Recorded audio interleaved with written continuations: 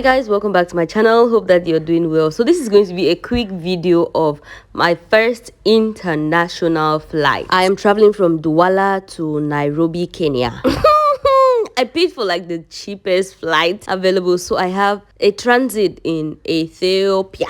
That's like to and fro when I'm going and when I'll be coming back. See, if not for my brother Lotune, I would just lost for the Douala airport. Like when you get into the airport, you see just shops selling Ankara clothing. I was like, where do I go to? And there's this guy who just came. He saw me, like he looked into my eyes and saw that I did not know what I was doing there. So he just came and said I have to give him 2,000 francs for something like as you hear me, I talk so for something. You checked in, right? Yeah, you checked in. Yeah, so I just checked in and brother is taking me to the duty-free shop. All right, so it's a shop that sells goods at the original prices without the taxes. How amazing is that? All right, so come with us. I think this is the same thing that happened when my little sister was traveling to Ghana. When we went to the airport, we were so excited. It was our first time. Somebody said we should give them, was it 20,000 francs? And then we were about to give the 20,000 francs before. That was for a COVID test. And then her test results came and we were like, look. I did not have any of such complications because I took the COVID vaccination. So I did not do a test before traveling. So hello, you don't owe anybody anything at the airport if you have all your documents right.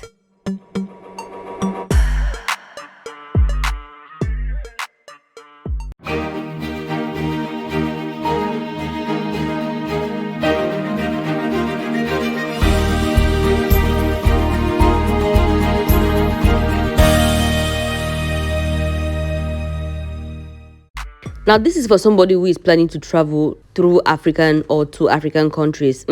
When you get to the airport, you can seal your bag with the sealing paper. It costs like 2,000 francs to 5,000 francs, nothing more, okay? Or if you don't seal it, use a padlock. Lock your box, because your box can be opened at the airport. I don't mean like officially, I mean for back, they go open and move your thing there inside. So I did not seal my box. I rather use the padlock because I don't want me touching stories at all. So in the airport, you have like a couple of checks. First, you get to show your passport. Next, you send your luggage to the luggage carriage. And then you go to the police section where you fill a form to say that you are traveling out of the country. And then there is this long hallway where you go to the waiting room. There you get to show like your COVID, your passport, your boarding pass, and you wait. Ethiopian Airlines, you wait so that they reach your number. So they start calling numbers from VIP. Like for the VIP, they go to the business, they go to the economy. Your sister paid for economy, okay? So we were one of the last people that were called up. The class distinction, I'm just like, Ethiopian Airlines, you cannot pressure me into using money that I don't have to pay for first class tickets, okay? So for now, I will economize. Economy. Should I really say that this is my second flight? Because the first flight I took was from Garoua to Douala. It was a small plane. So this is a big plane. It was fuller and the food was much.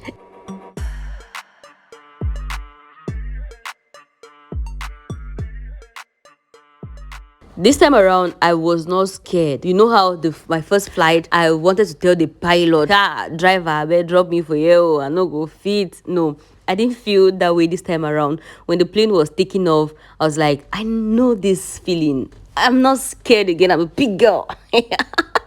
So that was a good one, even though nobody told me this, but at some point my ears were blocking. I now understand why these traveling packs have like ear plugs where you can just close, you can just put it to prevent like pressure from getting to your head. Like I had to figure out a way to create ease in my head because it was like my head was exploding. So I tried blinking, it didn't work, so many things. And then when I swallowed, I could feel how the pressure was leaving my ears and I'm like, yes, swallowing is good. So every time the plane gets like high or when it's descending or when it's rising, it does a word, I would chew gum or I would just swallow. I'll just create like bubbles in my mouth and swallow, and then I don't feel like my head is going to explode. Nobody told me. Well, let me know if you experience that when you're flying, or is it just me or my village people?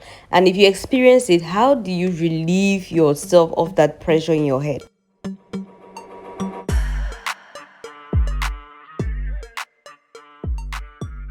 And now I'm very happy that they gave me much food to eat. Like this Ethiopian airline, they know how to feed people. Bet. Hello, what are these? I'm happy that the food is much, but 90 days. 90 days.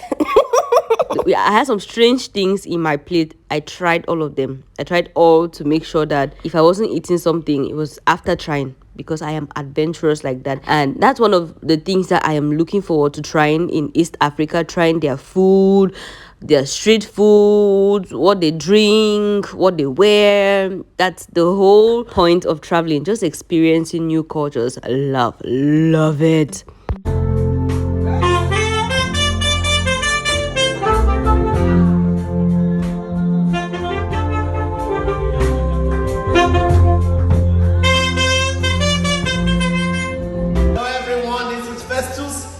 Invite you to another edition of the Festival Horns. I will be coming up in December at the Red Cross Hall in Yaoundé on the 15th. Join us as we raise our horns to worship God. Thank you. God bless you.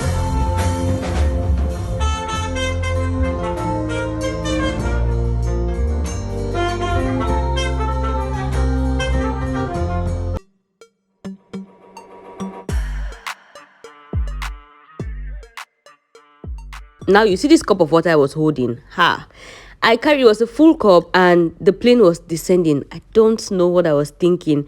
And then this pilot, he did like a rough rider. He just did, the water just poured on me. I don't know where I'm going to.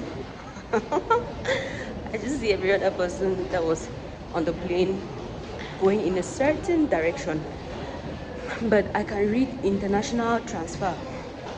So I'm just following the queue for international transfer and trying to see if I'm going to listen to what my brother told me, because he said when I get here, I'm going to hear like transit. Remember, I have a transit in Ethiopia before getting to Nairobi. I had the funniest seat members. Is that what they call them? Like the people who shared the role with me. There was this guy who was super funny. When getting on the plane, I felt like I was going to meet like serious people. You know, when you're traveling in the bus, you can just turn to your neighbor and like, take this 100, buy me granola through that window. I bet say I hand me the dirty. When I got on the plane, I had a fidgeting neighbor. He tapped me at some point. I was like, look at the neighbor that way. There was one lady who was sleeping with her mouth open and snoring. So he was like, hey, look at that. And then we started laughing, and I'm like, wow. Expectations versus reality. Well, I understand that some people are more reserved. I don't know. Let me know. Have you ever traveled with someone on the plane and then they are fidgety? Or every time you travel with someone on the plane, they are serious and focused? And just let me know. And also, let me know what you would prefer. Would you prefer to be silent, or do you love to chat on the plane?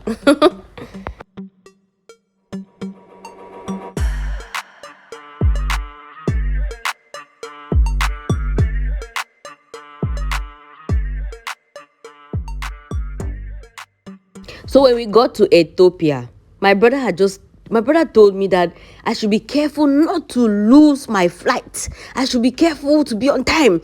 So I was very cautious. I did not just have, you tell me hi, I'm just telling you my gate number, C6. Hello, ma'am, where are the toilets? C6.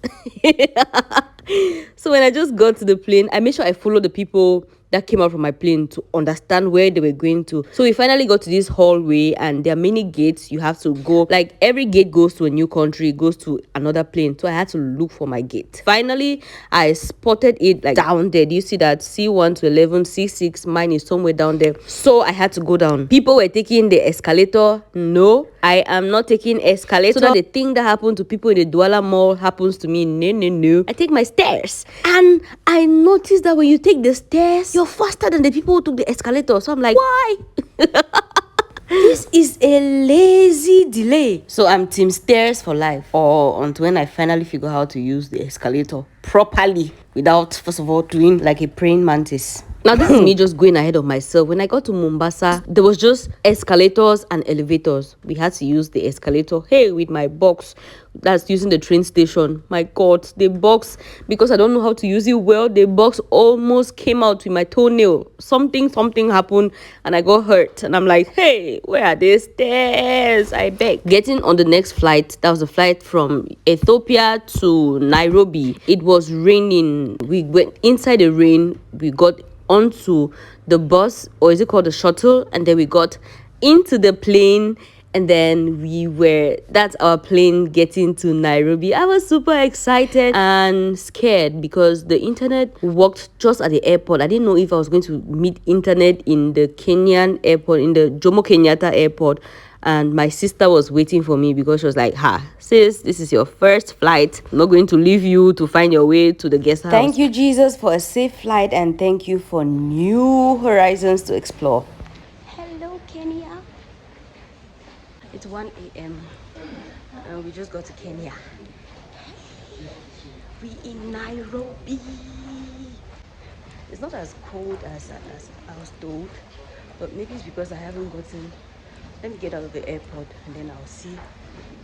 So before getting into Kenya, that's out of the Jomo Kenyatta airport, you need to go to immigration so that they check if your e-visa is being paid for so they can stamp your passport. These people stamped like 3 pages on my passport. In my mind, I'm like, use 1 page now. Hey, you want me to pay another 100,000 for passport? We're going to end this video here. Stay tuned for more Kenyan videos. This is going to be a great series. I can't wait to just finish with this and start showing you the adventures I've had so far. All right, thank you for watching. I'll see you in my next video. Bye bye.